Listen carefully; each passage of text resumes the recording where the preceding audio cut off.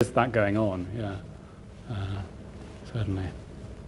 Is this the extent of the data that schools would get on their own performance, or is there an internal system that is more detailed? Well, I think again, that's. I think that there is more detailed data because this is just the school-level summary data, and you've got the underlying student data, millions and millions of records, and that's what was analysing for the value-added models. So, in theory, they have access to that again via often these charities and companies. There's something called the Fisher Family Trust, which sell products to schools.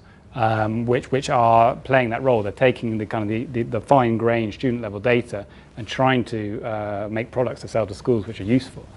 And they are, they're very successful, some of those companies. So that's, it felt here with my school's data that it was pretty hard to get your hands on, and it's kind of quite locked in. But there's this data is very freely available in some ways in England, and there's. I've mentioned some of the advantages of that, but also some of the misuses as well. Is that the case? That it's kind of the education department here is keeping their hands on the data? Right. The resident. Sorry, I work for Akara and I take care of my school. So I've been saying mainly positive things, right? I think it was a great talk. I think you really pointed out to the features in the direction of all these discussions that Australian education took back in 2009, 2010, when the My School was basically put up. All of the value-added measures that you are saying are actually, you can see them in the My School, not as a school effect, but at actual results. If you go to a My School website, you can see the growth, these gains. Yeah, I saw that. Yeah, that schools are actually recording. You can compare that gain to the gain of the statistically similar schools, which takes into account the contextual effect that we get through the IPPE measure. But you also get the growth that you can get from the students who had the same starting point. Yes. So it's basically covered all of the types of the value-added models you talked about it. Not in a nice sort of list of the packages, but instead of providing information, it's all there. As to the access to the underlying student level data, we do have a process for researchers to apply for the data that we held. Obviously, there is a significant difference between the data that you are talking about and Australian context is that Australia's federation. In Australia, all of the data that we actually have here is also for the data for the non-government schools, because non-government schools in Australia are heavily funded by the federal government. So there is a host of the reasons why the data set can't be published due to the privacy concern of the people who provide the data. But as a general rule, we have a process, and we really try to open as much data as possible. We have in England a user group associated with what's called the National Pupil Database, which undersits this, and we meet kind of once a year. We have maybe this number of people attending, and a mix of academics and people from charities and schools all present the different ways that they use the data, and it's a really good constructive group. And I was hoping there might be something like that. There's a lot of good research that's come out of it. Actually, it's a huge, valuable data set. You want to kind of use it for good. I was going to say, remember that it's newer here. Oh sure. It's political in a different sort of way, and it's not clear even who owns the data. The ownership is partly state-based, it's partially nationally based, and so on and so forth. So there's lots of contextual issues in terms of getting access to the data. So it's much more complicated here than it is in the UK. But it started out being pretty complicated in the UK a long time ago too. And that was at a period where political sensitivities weren't nearly as high as they are now. So hopefully there's going to be more ready access to data to bona fide researchers in the future, but it's limited now as far as I understand.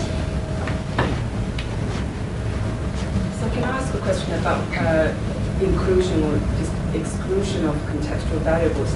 I understand that then that when in UK, when the value-added models were used as performance indicators, for some years, some contextual variables were adjusted for. Then there were some discussions at the national level in the UK, and then they were subsequently excluded. Now, obviously, inclusion of the or not of certain contextual variables have really significant policy implications as well as practical implications on the school effects produced. I was wondering if you can shed a light on what was driving those kind of changes. Was it mainly from policy considerations, or were they more data-driven when the evidence was produced to say there was a there was this effect associated with the type of school which is outside of the control of the school principal, then you should adjust for it? Or was it mainly about a policy discussion, looking at the policy implications, which resulted in subsequent changes in what contextual variables to go in the models? Well, yeah, they went. So we started in 1992 with pure attainment measures. In 2002. Value added came in, a very simple one, adjusting for prior attainment. 2006, suddenly we introduced free school meals, ethnicity, everything, for a period of 5 years to 2010, and then they scrapped that and went to this expected progress, okay? And now they're going to shunt back to value added, but still not include free school meals, ethnicity, and so on. Okay, so they're really chopped and changed. So the big thing was, over time, they're kind of, until 2010, they're doing more and more what the kind of school effectiveness literature were arguing for. Okay, so in a sense of taking on board more and more the criticisms by academics. But then they flipped, completely reversed in 2010 and did this expected progress instead. That was, that's not for a data reason, in the sense that all the data required for CVA is carried on being collected, and one could carry on calculating CVA if one wanted. Like an academic researcher could using the data. So it's not a data argument. I mean, at that point, there was a flip in government from Labour to Conservative, and a minister came in called Michael Gove, who's been very influential in UK education. And it's just the stance of the department as they changed from Labour to Conservative, just disagreed with CVA. And you saw some of the justifications why they stopped adjusting for all of these contextual factors. Okay, and some of them seem a bit ropey, right? So maybe if political parties changed again, something would come back in. Okay. George, what was the response from the education community to that change? Well, I mean, some of the issues that I've shown you here. Whilst this is so behind this is we've got an academic paper which is submitted to a journal and so on. So I haven't really seen any other quantitative analyses in journal articles. Peer-reviewed journal articles about this topic, but there has been a lot of talk on blogs, for example, by education commentators, and they've pointed out some of these things as well. For example, the bias in favour of high prior attaining students, and I cite quite a lot of those blogs in the paper. So there's a general awareness of quite a lot of these problems, and so the analysis that I've been doing has really just been kind of doing it in a lot of detail. So yeah, there's a lot of anti-ness against expected progress. I think while CVA is so complex, I think people did feel that it was fairer because they got the idea of adjusting for these factors. Yeah. Sure. George, in New South Wales, from my perspective, we have a lot of noise in our data. And over time, it's not uncommon to see our state data go up and down. Yeah. It's accentuated, amplified for Aboriginal students.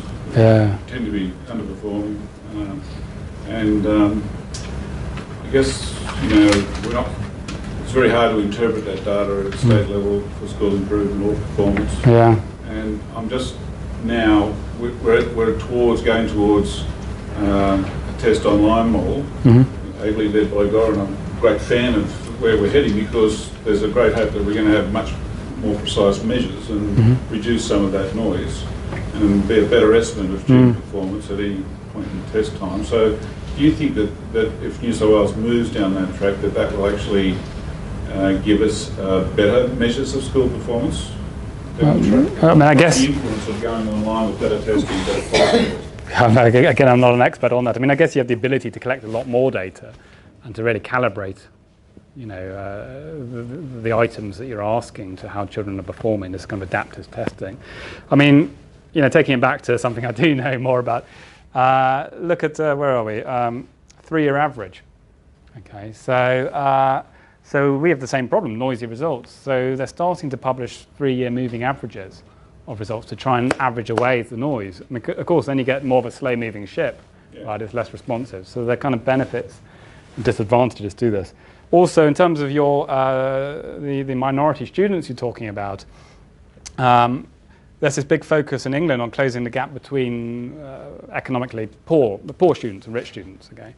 But the problem is, in many schools, there's not many poor kids, or there's not many rich kids, and so these are very tiny subgroups. So again, that's why they got closing the gap 3-year average. You know, so we've got the same issues, and this is how at least the government in England are trying to respond to it. But yeah, I mean, the schools are small entities. It's a kind of fundamental problem. But the issues to discuss are very real, so finding solutions is important. Yeah. I'd like to know what sort of system level changes there have been in terms of the sorts of schools or mix of schools that are now in the UK as a result of the introduction of the league tables. And with the introduction of these league tables, do you think the UK now has a greater percentage of better schools or high-performing schools where they're likely to produce or graduate students who are healthy, positive, well-adjusted members of society? That's what I'd like to know. Yeah, I think we'd all like to know that. I mean, they're big, really big questions, and I think very hard to answer it. We don't have the counterfactual world where we didn't go down this route. In other words, are there more grammar schools? Are there more? Oh right, okay, no. Type schools? Okay, yeah. So I mean, I can't say to.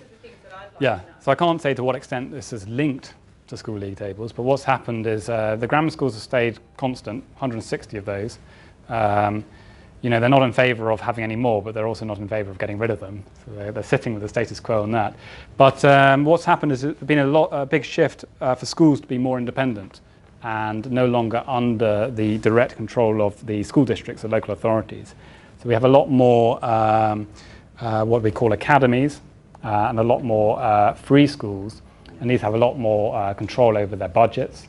And intake of students? I mean, there's still kind of control over that. So, for example, you might be able to select whoever you like as long as you have X number of pupils of this ability, X number of that ability. So there are kind of controls over that, because there's a big concern about that. So no, it's not a completely free-for-all. We still have religious schools, okay, which take into account that as a thing.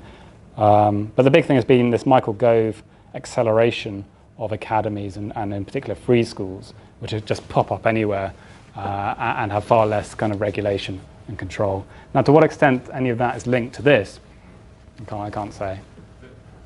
I just read this morning in Guardian that they're actually going to amp the ante on that, so that all of the schools could get Ofsted underperforming and the next one, which is almost like 30% of schools. We're going to be a fast track to get to the academies. So they can push all of these schools who are not performing. It's a global solution. Once you're in academy, everything's great. So there's a lot of pressure for schools to convert.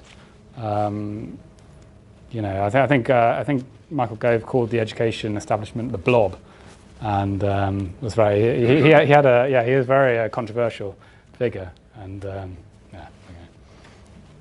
but he's had huge influence in recent education policy. Another thing given this is a kind of quantitative town, another thing that we've gone in for the last couple of years is school randomised controlled trials. Okay, having a history of doing exceedingly little in randomised controlled trials in education in the UK, that it's all the rage, and just trialling anything to try and improve. Well, in particular, in closing this gap between free school meal kits and others. That's the real focus, to narrow the achievement gap, try things. And the Gove government has pushed that forward a lot as well, so that's happening in the UK. which also results in gaming. Oh yeah, because it's preschool. Yeah, because it's explicitly about this very much a school performance thing, the gap. Yeah. And so the gap is the published, but the gap is itself very noisy, right? Because it's you might have very few of one group or the other. So the subgroups problem again. So when the evaluated first came in the UK, there was a lot of talk about the schools getting the consultants in and they were assessing children at foundation and finding them very naughty. Yeah. Putting them on the assessment. You underscore Underscore them there. Yeah. Has there been any talk about that? If you're going back to the evaluated models, are there any strategies to avoid that? Well, there's less. That was when there was more teacher assessment. Okay, so I guess they've gone in more for externally marked tests, so schools couldn't underscore their children at the first time point, so that they would make a lot of improvement to the second, because there was anecdotal evidence that was happening. When's the foundation year assessment? What time of the year? I believe in May, same as everything else. Yeah.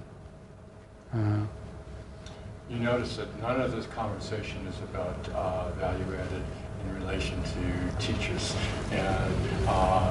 and part of that is George indicated was a political issue, but the statistical complications that we're talking about, school effectiveness magnified many times when you start talking about teacher effects, and yet it's just common sense that, that if the schools have an effect, it must be due to, at least in substantial part, to the teachers in the schools, and that every school has some good teachers and some bad teachers, and so they tend to get averaged out if you look at school effects.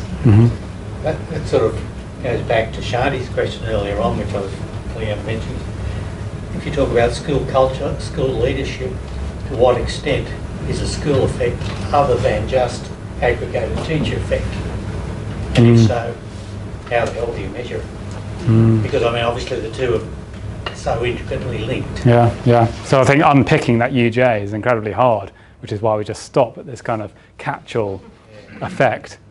But yeah, what's of real interest if you're trying to see what works in one school and adopt it elsewhere, is to know, well, I don't need to know that school's successful. I need to know why it's successful. Is it teacher experience? Is it the leadership of the headmaster? What? I think that's hard. Yeah. Well, thank you. Let's thank George very much. We're going to have